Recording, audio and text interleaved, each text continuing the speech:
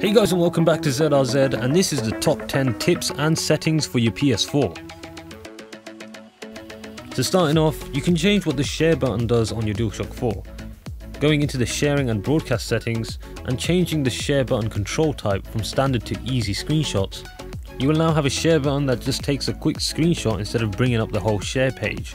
This is great if you press the share button by accident, because when you have a screenshot you just get a little icon instead of covering the whole screen. Next, you have the ability to enable zoom on the PS4. Going into accessibility settings and enabling zoom, which is activated by pressing the PlayStation button and the square button. Once zoomed in, you can actually move around with the right analog stick or the D-pad. Also in the accessibility menu, you can actually change button assignments for your DualShock 4.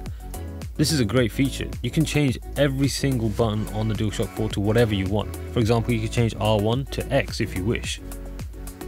This next one is for those who have a PS4 all to themselves. If you go into the login settings, you can actually enable your PS4 to log into your account automatically rather than having to select which user is playing every single time. So hopefully most of you know about this next one, but if you don't, go into the power saving settings on your PS4 and you can change the features that are available in rest mode. This includes supplying power to the USB ports, which is great for charging your controllers whilst you're away, and also staying connected to the internet so you can download your updates and they'll be ready for you when you're back. And lastly, you can keep your applications suspended, meaning that if you're in the middle of a game and you put your PS4 in rest mode, once you come back to the PS4, the application won't be closed, it will be ready to go just where you left it. This next one is probably one of my favorites. If you go into the notification settings on the PS4, you can change which pop-up notifications you want to enable and disable. This is great for disabling those annoying messages that you don't care about, or those really big ones that you get that get in the way of the screen, especially if you're playing split screen. This one is for you trophy hunters. If you go to the trophies menu on the PS4 and find that trophy that you've been struggling to get and you need a little bit of help with it, just press the options button on that trophy and click search the internet. This will search the internet for that particular trophy, and that might just find you that little bit of help or a video on how to get that trophy.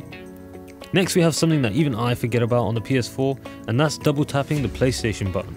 By double tapping the PS button on the DualShock 4, you can go back to the last screen that you're on straight away. This means that you can switch between your PlayStation messages and the game that you're playing with just a double tap instead of having to go through the menu every single time. There's actually more ways of typing on the keyboard on your PS4. You can type messages with the motion sensors on the DualShock 4 as well as the touchpad. To enable motion typing, you press R3, and this way of typing is fairly quick. And to use the touchpad, once you've got the keyboard up, you can start swiping on the touchpad straight away and you're ready to go. And finally, you can customize the quick menu on the PS4. When you hold down the PS button, this brings up the quick menu, which has a few quick settings and apps. But you can actually customize this. If you go to the Customize menu right at the bottom of the quick menu, you can add some apps or remove some to your liking. And there we have it. That is the top 10 tips and settings for your PS4. Let me know if you enjoyed this video by liking and commenting, and subscribe for more, and I'll catch you in the next one.